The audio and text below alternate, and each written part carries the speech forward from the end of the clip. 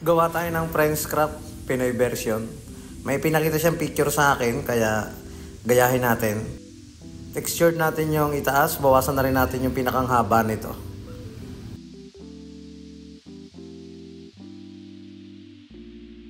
Sa gilid, gamit tayo ng 1.5 na clipper guard.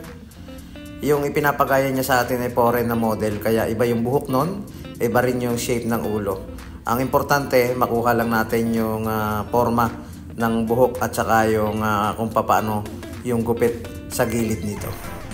Overcomb.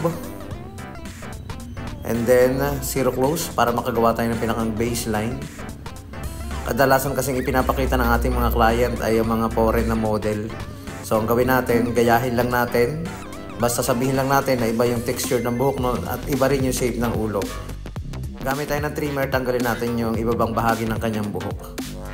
Sabihin na lang natin sa ating client na gagawin natin yung ating makakaya sa gupit na gusto niya. And then gamit tayo ng number 1 na clipper guard. Medyo mataas na yung pagkaka-fade ng gilid nito dahil ganyan yung gupit na pinakita sa atin ng ating client. Naka-high fade na siya. Sundin natin, titingnan natin kung ano yung magiging resulta, ha. Tingnan natin kung maganda or bagay ba para sa kanya. 0.5 na clipper guard. Ang gagawin natin ngayon, sundin muna natin yung client dahil yan yung gusto niya. Ang magagawa natin, ayusin natin yung trabaho natin. At tingnan natin kung sa ganong pamamaraan ba ay makakagupit ba tayo ng maayos. Then zero close para mabura yung pinakang baseline. Yan yung sinasabi natin na kung may gusto yung client, pilitin natin mas maganda pa rin yung resulta o maayos pa rin. Kahit minsan hindi tayo sang-ayon sa gusto niya, pero kaya naman nating bigyan ng magandang resulta, why not? O diba? Sabi nga, customer is always right. Basta nasa maayos na pagtatrabaho ang gagawin natin. Overcomb.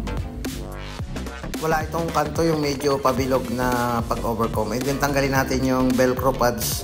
Taas muna natin yung itaas ng bahagi ng buhok. Kuha tayo ng gunting. Antayin natin yung dulo.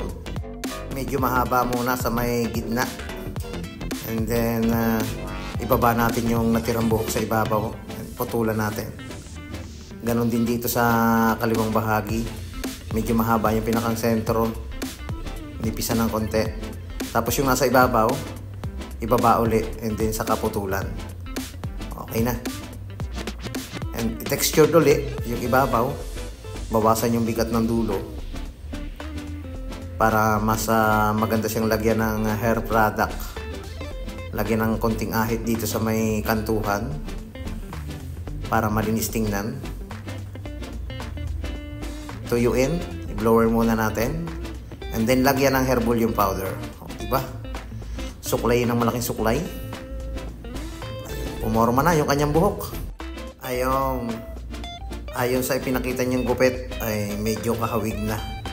Ito yung French crop Pinoy hairstyle or Pinoy version. Maraming salamat mga kabarberos.